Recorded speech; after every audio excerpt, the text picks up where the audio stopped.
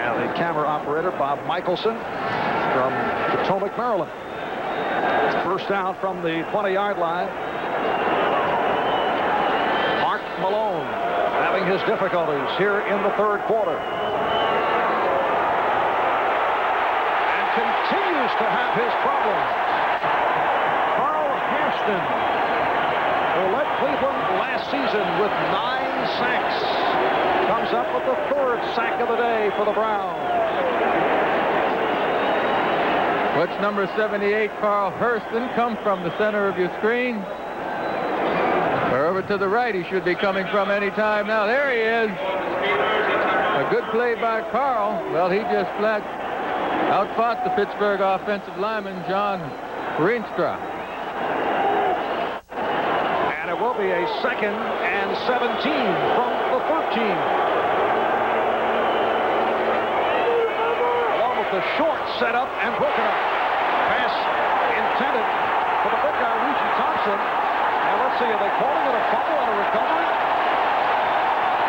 Looked like it hit one of the receiver's feet or a defender's foot and bounced up into the air.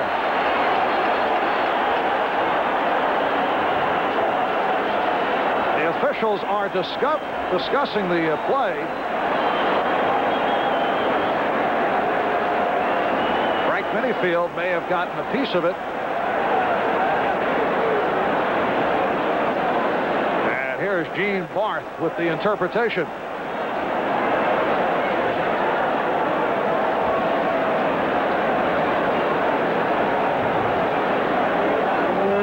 That did hit his foot.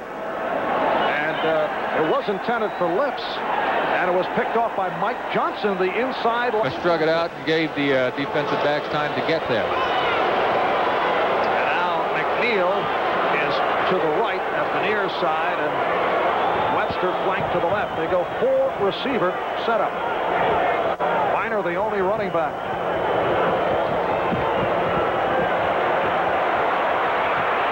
Hozar off the run. Completes for the touchdown. Gerald McNiel.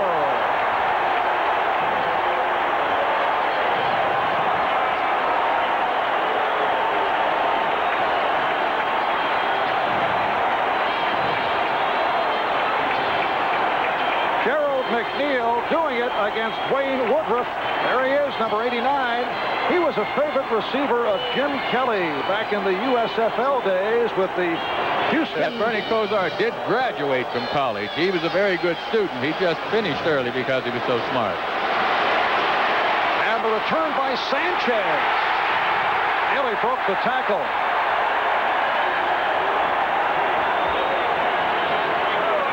Today off a Cleveland Browns penalty. So the Browns killing themselves in that department. First down at the Cleveland 40. Play action. Malone took a pop. Clay Matthews all over Mark Malone.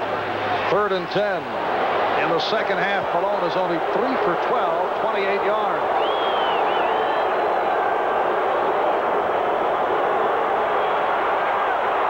Malone stepping up, and it's broken up and intercepted again on a deflection.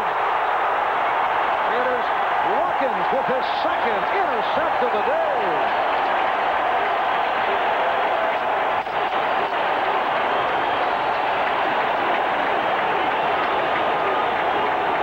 He now is beginning to mirror what took place last week when he was only 9 for 33. 2nd and 10 from the 24. Big rush, and it's picked off. With a bobble on it. But Lucius Sanford able to come up with it. Here's another look. Check out the right portion of the screen. No question. No interception. No way. In fact, that is the key replay. Which to me is the main reason why the instant replay is unfair, because it depends what angle. Of instant replay, it was determined that the pass was incomplete. It's 3rd down. And that is a correct call by instant replay, but Joe, what I think is the fallacy of the system, because This is a very big game. NBC is telecasting this game through a good portion of the nation, and therefore there's more equipment, and we have the ability to have more replay angles. If this were a lesser game shown to perhaps a small portion of the country, you would not have as much technology, and you would not have had that particular angle. Well, let's say that Pittsburgh's happy we're doing the game today. It's a 3rd and 10. Pittsburgh maintaining possession. 3rd and 10 from the 24-yard line. And Malone is intercepted. Clay Matthews.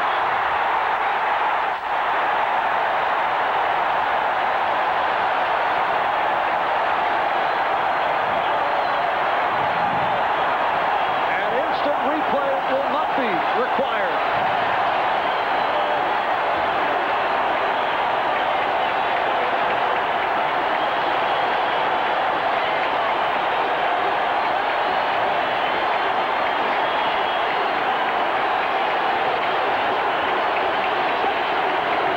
Number 57, Clay Matthews in the middle of the screen, makes a sensational one-handed catch. Might add that that pass was forced by good defensive pressure from the defensive front as well. Malone threw a poor pass because of the pressure. In this 4th quarter, Art Modell, the president of the Cleveland Browns, did not look like he was enjoying matters, but he was low-keying at this point, I'm sure. And there's Matthews again, and then it was a long one.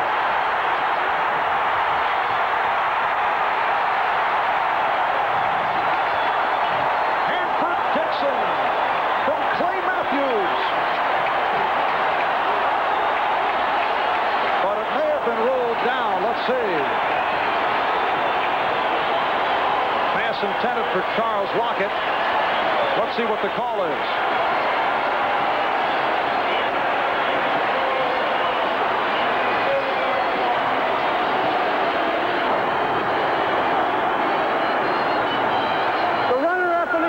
Was ruled down by contact. Cleveland's ball first. At the 37th. Brisker, though, is warming up. Those are 16 for 28, 137 yards. 1 touchdown, 1 intercept. And Kozar going deep. The Warriors. Touchdown.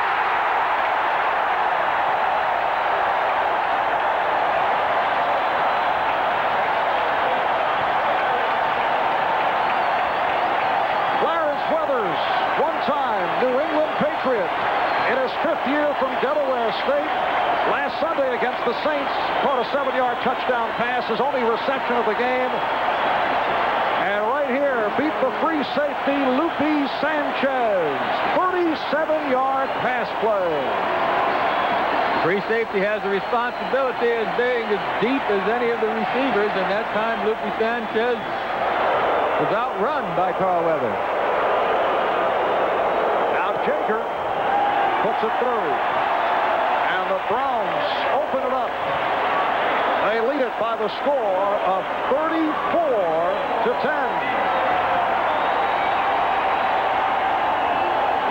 Clarence Weathers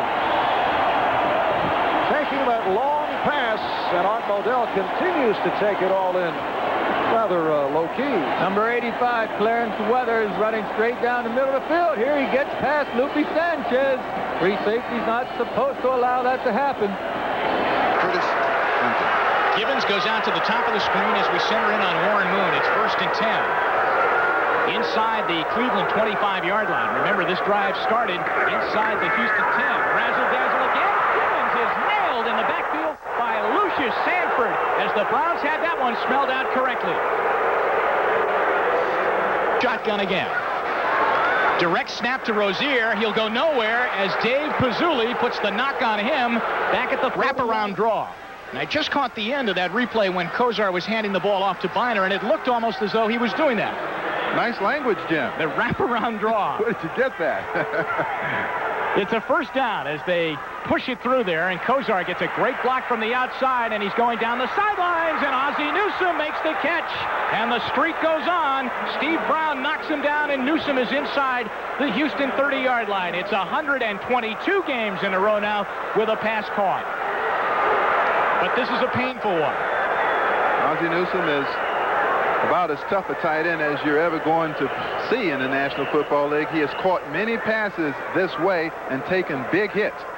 Watch it again now. He's looking back, making the concentration on the football. You look at his head. He doesn't care about the defensive back until after he has caught the football, maintains possession. Good hit there by the Browns did get a first down, and they're at the Houston 16-yard line. Brennan and Slaughter lined up as the wideouts now. Kozar quickly to Tennell across the middle, to the 5, to the 1. Did he get in? No signal yet. They're going to mark him short. Derek Tennell, the top. About that pick play, because when you play a lot of bump and run coverage, such as Cleveland and Houston do, then pick plays are priority in terms of your offense. We'll see a lot of that today. Browns try and push it in. Byner's in. Touchdown, Cleveland, with a great block from 42, Tim Manoa, the rookie out of Penn State. And the Browns take it in on their first possession, and they're up 6-0. Let's watch the good block on the right side of the screen. Number 42, watch the lead block. This is the important block. Manoa must take on that blocker. He does it in fine fashion, neutralizing the play at the line of scrimmage of number 54, Al Smith. And, of course, there is Byner, the tough one, getting up inside for the touchdown. Gary Danielson will hold for Jeff Jager as we look right down the barrel on the extra point. Oh, low snap, and it gets away. Jager's got to ad-lib with this one. He's going to throw it. Scenes of Garo Upremium right out of the Super Bowl. And there's a big moment in the ball game this early. The linebacker, John Grimsley, is in getting his ankle x-rayed as we flash through the 10-minute ticker for you and check in on the scores. Now we check in on Warren Moon. He's back, and he's in the arms of Big Daddy Carl Hairston. There's a loose ball on the field, and Al Bubba Baker has it, but let's see what the call is. It's Cleveland ball deep in Houston territory.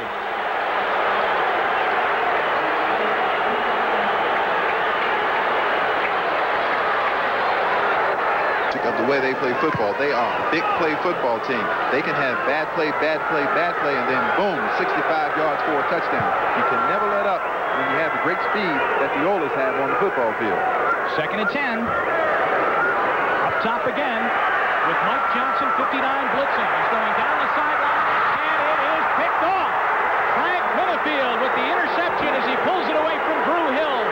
And the Browns get another turnover. When you throw at one of those cornerbacks, Dixon or Minnifield, you're throwing into the strength of the Cleveland Browns defense. These people cover you so tightly, they know what deodorant you have on. That's how close Minnifield usually is into wide receivers. Kevin Mack, the long back in the backfield. From their own 35-yard line with 2:16 to go in the quarter. Kozar. The catch by Slaughter gets away from Bostic, still running, still going, out over midfield into Houston territory. Childress and Johnny Meads have to come all the way back up the field. Injury reports for you. John Grimsley stretched ligaments. He might come back.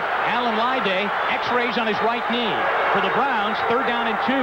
Houston jumping around defensively. Kozar. And the ball is caught by the Ice Cube, Gerald McNiel. Down at the 30-yard line, Bostic makes the tackle on the play, but it's good for a Cleveland first. The Houston players don't quite know what it's all about right now, being number 1. Gerald McNiel has to feel he'll get a returnable punt here from Lee Johnson, who didn't have a good first effort. 20 yards on the first punt. And he barefoots it out of there, end over end. McNiel ends up with it. 45. There he goes to the sideline. He's got a wall. And McNiel goes all the way down to the Houston 26-yard line as he's driven out of there by Robert Lyles. It was a low end-over-end punt, and McNiel takes it back and gives Houston real problems now defensively as the Browns have. And this man, number 89, McNiel, frightens the daylights out of special teams coaches. He is so electrifying. He is so quick. You watch, they'll try to keep the ball either away from him or punt it high. Poor kick. Here he comes again. Oh, he's through. 40, 50, 45. Inside the 45 to the 43, and Robert Lyles tripped him down. A great block by Felix Wright.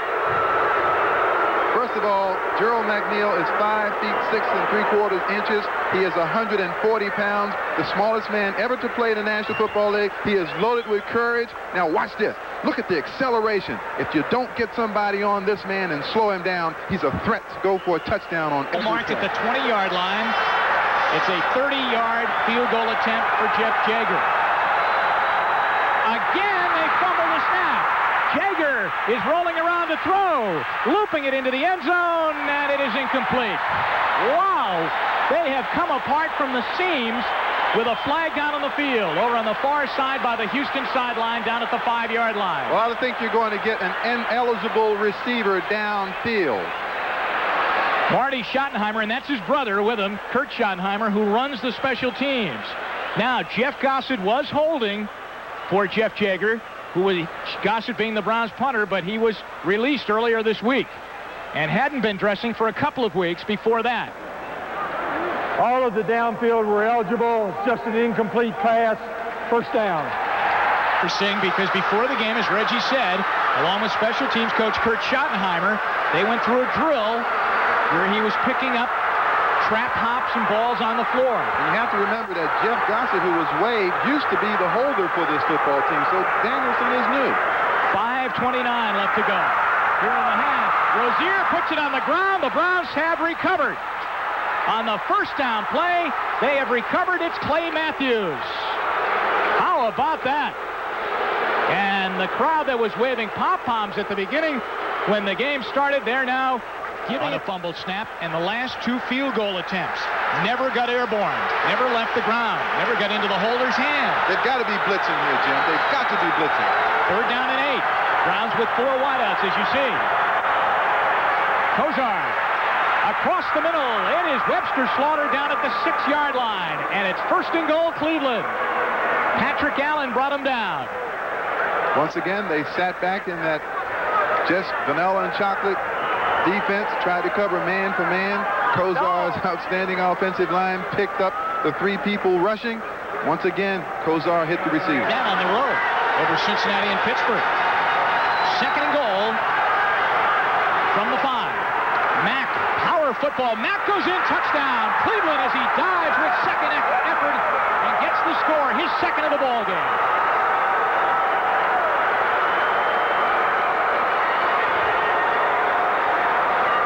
It is really going to take a huge effort on the part of Jerry Glanville to get his football team to believe that they can come back to winning this football game, because they just aren't playing well. Watch the missed tackles here. Those are inside linebackers in a 3-4 defense who get paid to do nothing but tackle ball carriers. And Kevin Mack runs through them like they're a bunch of 170-pound halfbacks. Well, not too much drama on that point after. Just power. Danielson got that one down. Jaeger put it through, and the Browns lead 19-0 after the Mike Rozier fumble. Cleveland makes a big 3rd down play on a pass to Slaughter, and then they run the football from the 6 and in. Mack goes in, taking it 5 yards to field goal position at the 44.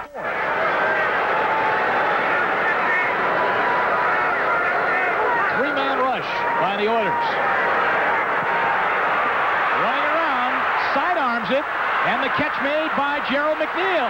Down the sideline, tightrope walking that white line, and he goes inside the 20-yard line. But they're going to mark him out of bounds at the 26. Fascinating little player, isn't he? Now, this man does not have a lot of mobility. Say he's awkward, doesn't look pretty. He just gets the job done and wins. Look at him throw that ball across his body sideline. Look at the great speed on the outside there with Gerald McNiel getting outside. 16 yards on the pass play. 9 seconds to go here in the first half. Kozar still in the offensive huddle as he brings them up.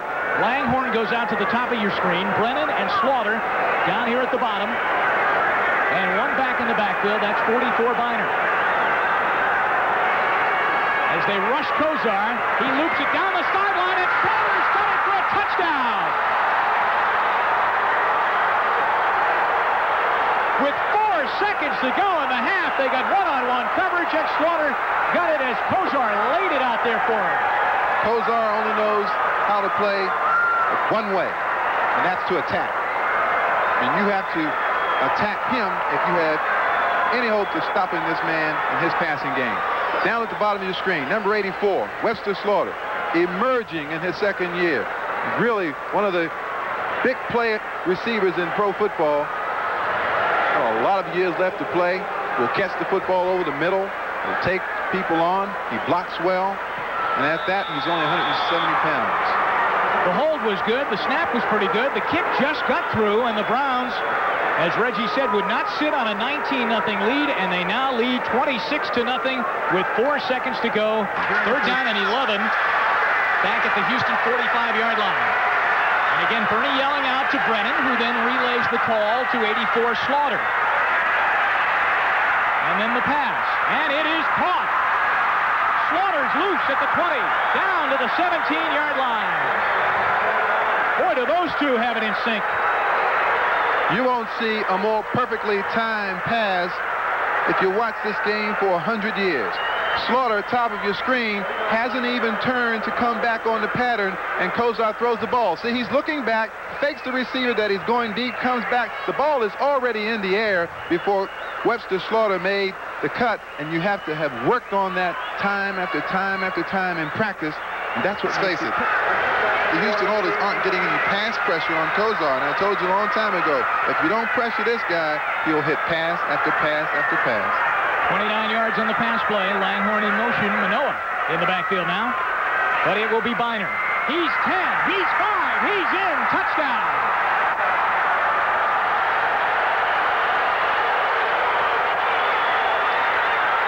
Great block by the rookie Manoa.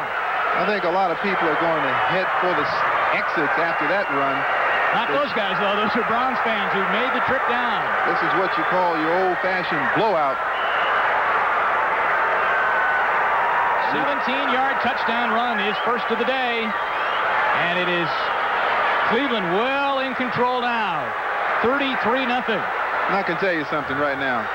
This is not the Houston Oilers football team that I have seen on 2 other occasions this year.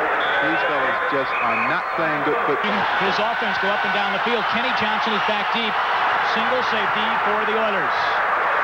Winslow towards the sideline. Johnson inside his 10. An excellent one-on-one tackle by Stephen Braggs. So the Oilers will come back, trailing 33. Plays anymore. You think players get the ball to people like Gibbons and Drew Hill. Let's see if Moon does that. He's in near his own end zone. He throws. That picked off Minnifield, second of the day. Looking for blockers. Where is he going? Still running. Loose ball. Out of bounds. Flag down 2. So they ran the gamut on that one. Everything came flying out. It looked like an illegal forward pass, but I don't know whether he was forced into that for some reason. Maybe he had a face mask pulled or something. But you certainly can't throw the ball forward. You would lose 15 yards from the spot of the foul. The Packers. 3rd down and 10 after 2 in a row incomplete. Thrown by Kozar. Here they come. I would expect the blitz to be on. Kozar throwing. Oh, wide open. McNiel. Touchdown. Gerald McNiel. And there's his rendition of very popular dance. You see a lot of players who celebrate that way after touchdown. But I want to tell you something. Sure, Kozar made the excellent throw, and McNiel got loose for the touchdown. But if you take a look at the Cleveland Browns at the line of scrimmage, that was a blitz. The offensive pickup was outstanding. They gave Kozar the time against that coverage, and when you blitz, you gamble. And when you gamble against fast people like this, one-on-one in the open field, if the blocks are there, you're going to lose. 39-yard touchdown pass on 3rd down and 10. He went into the end zone on every one of those plays. He went long, missed the first 2, and then hooked up with McNiel for the big one. Jager's kick is good. There's another look at it. Now watch the blocking. They're stunning. They're looping inside. The linebacker's coming outside. Oh, that's picture perfect. good pickups, and then Kozar does the rest, and Bostic cannot keep up with Gerald McNiel. Ball and try to come back in this game in every play. The results aren't going to be pretty. On first down, he rifles it down the middle, and it is picked off again. And it's Minnifield again, his third of the ball game. The Minnifield is doing the dance, but he can't do it so well. Oh, what a great player Frank Minnifield is.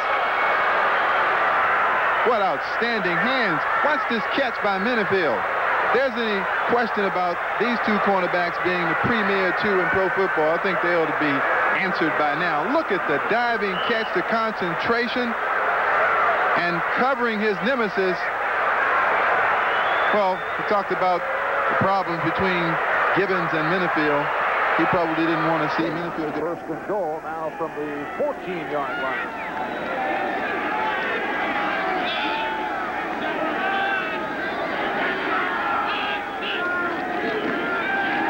Set up by Kozar through the bullet to Brian Brennan. It's a touchdown-saving tackle by Lionel Washington.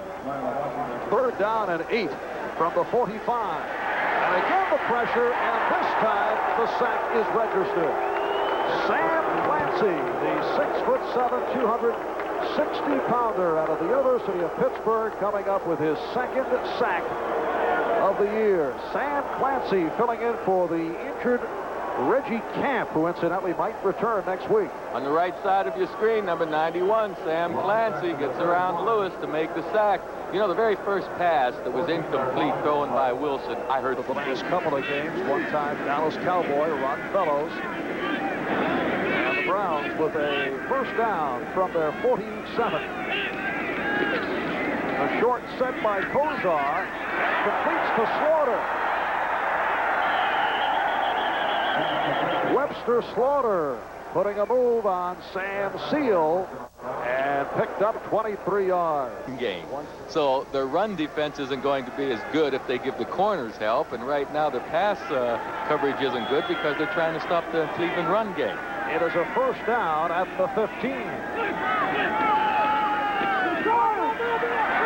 Byner, what a block and what a run off the huge hole by Byner. He went 15 yards for the score.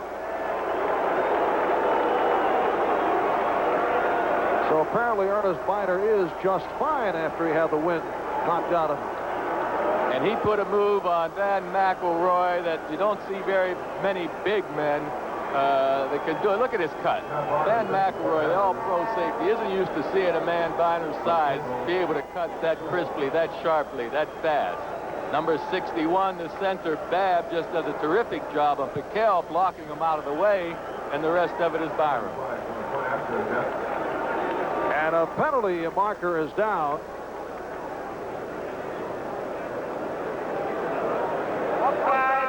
Number 21 on the defense. Point is good. It'll be 5 yards. That shouldn't be an accurate passer. Let's not fool with it. There's a time and a place to work on technique. And that's during the off-season and the places to practice field. 41-yard field goal attempt by Matt Barr. Flags thrown as they lined it up. Barr has hit 1 of 2. Hit from 20, missed from 39. It's a fourth down and 4, so let's see what the penalty. Number 55 on the defense. It's against the Raiders. Matt Millen offside, and so the Browns will pick up the first down. On the left side of your screen, number 55, Matt Millen commits the costly error, breaks a fundamental rule of football, jumping off sides. All you have to do is catch the ball out of the corner of your eye when you're up on that line of scrimmage. Don't pay attention to the snap count. Don't anticipate the snap count, but wait until the ball moves. He just didn't wait until the ball moved, and he jumped off sides. Now Cleveland can possibly get 7. And they have a first down at the Raider 18, the Browns 17, Raiders 3, minute and a half to go in this third quarter.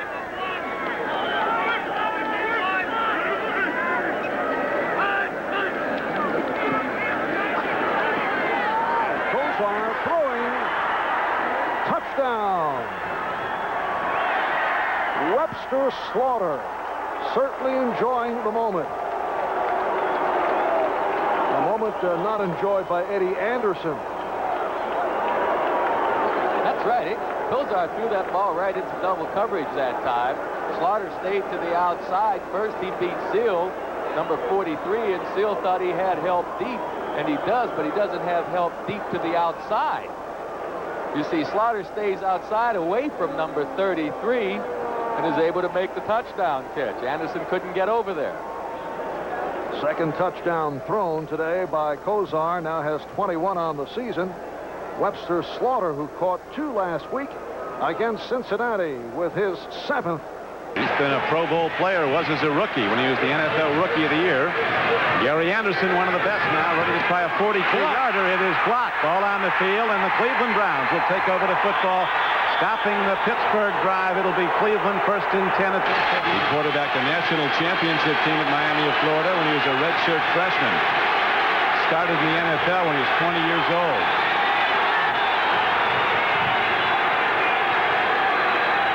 First down and 10 for Cleveland. The Steelers could be in trouble if they fall down 10-0 early because they don't have the passing game to come back. Here's a throw and a wide open man down inside the 10-yard line. The connection is made to Reggie Langhorn. Good for a 23-yard gain as again Kosar finds the open man in the Steelers zone and fires a tight spiral right on his numbers. And one of the things the Browns are able to do, get to the line of scrimmage early and then let Bernie Kosar read that defense. Now, Langhorn really doesn't run a pattern as much as he does. Second and goal on the 9-yard line. 3 wideouts in the game for the Browns.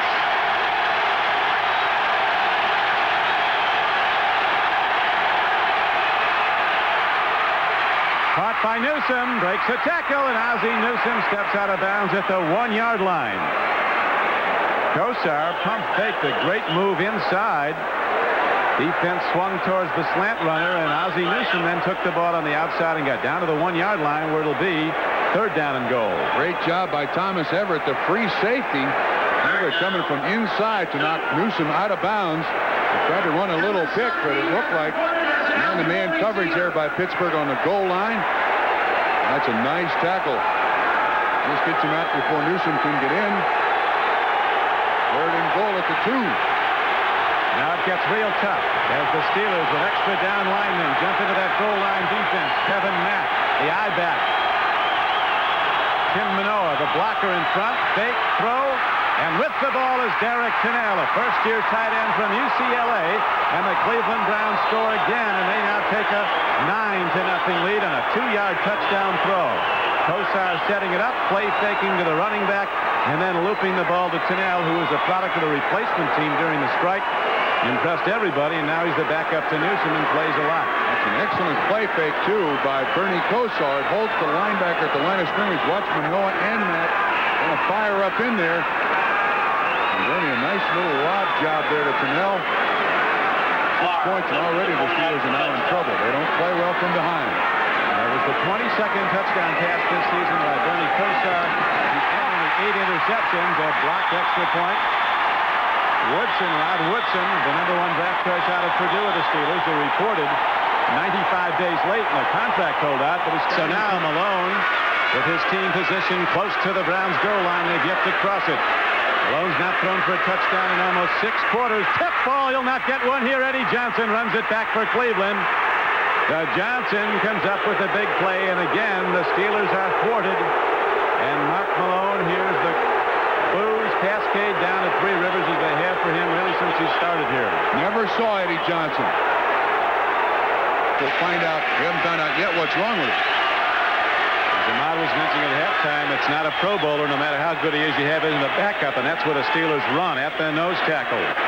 Inside running game, but right now Kosar looks for a timing pattern. He looks for Slaughter to go deep. Kosar throws on the run and hits Ozzie Newsome for a first down as he takes the ball inside the 45-yard line down to about the 30.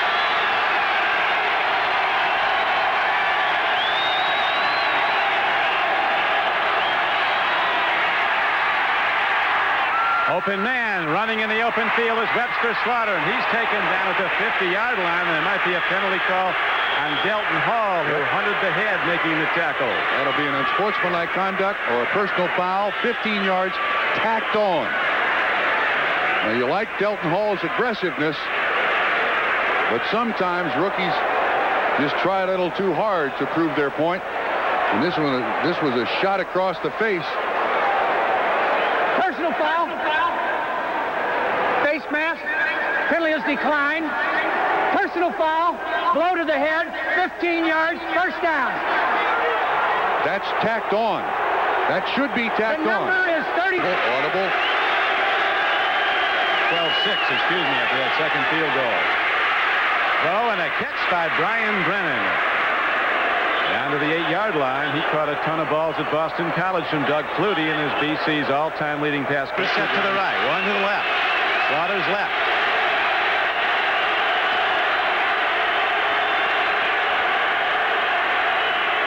Kosar stands in, swings it out. Brennan makes the catch despite taking the hit just as he got the ball. He's thrown back. Markers come down again as they're swinging full speed at the 10-yard line. We had guys going right at it. That was Mike Merriweather. Lupe Sanchez was the man in coverage. Now they're really going at it. Delton Hall, just like we like it here in Pittsburgh. When the Steelers hook up with the Browns, you can't help this. It happens every game. That's Delton Hall and Webster Slaughter. Now an official on the field. Somebody's going to watch the rest of this game, not play. Hey, Delton Hall is being now advised in no uncertain terms by his teammates, but it might be too late. He might be out. We had unsportsmanlike on number 74 on the offense. We also had unsportsmanlike on the defense. Those two penalties offset. Later, we had unsportsmanlike on number 35, Pittsburgh. We will penalize half the distance. First down.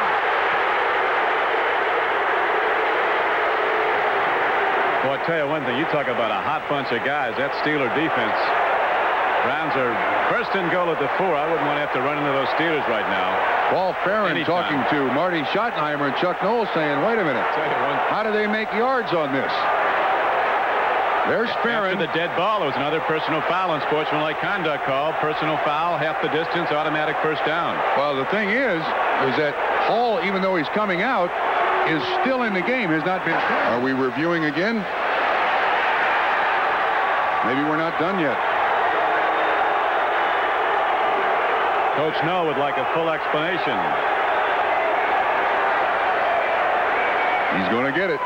Not easy. Ball league is prohibited.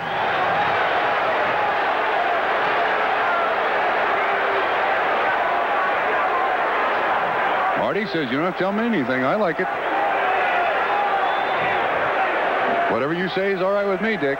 No problem. We have an additional penalty against Pittsburgh. Number 35 is ejected. Whoa.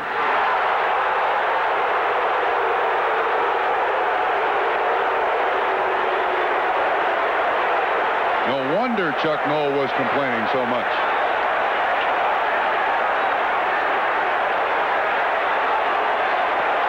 Delton Hall is history. He's out. And the Browns, when we do resume play, will have it first and goal at the 4-yard line.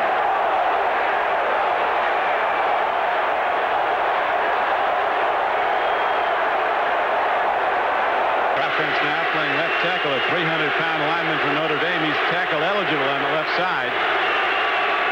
Pitch back to Byner. Mack leads the blocking, takes down one man and into the end zone for a touchdown. Let's see the signal. We haven't got it yet. There it is.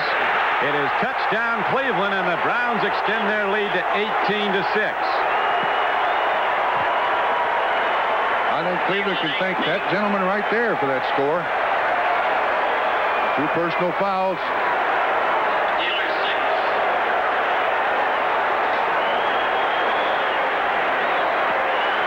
Now watch this play. That orange cone you see on the goal line is inbounds in the end zone. Excellent block by Mack. All he has to do is get 1 foot in there and hit that cone, and whether you like it or not, he's in the end zone. So Matt Bauer is set for the point after attempt now with 9:36 to play in the game. 18-6 Cleveland in the lead. And a big step closer to the 3rd straight divisional championship and the home field in the first round of the divisional playoffs. Pittsburgh 6, history, so when they get the ball, Malone has no alternative. He has to start firing seven to play. They've got to throw downfield, like it or not. Not their game, but their history. Lost today, they have no hope. They're gone.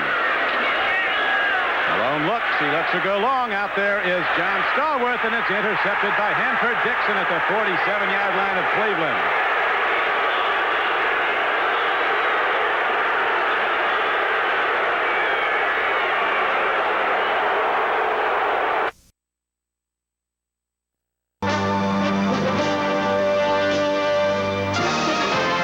National Broadcasting Company presents the National Football League.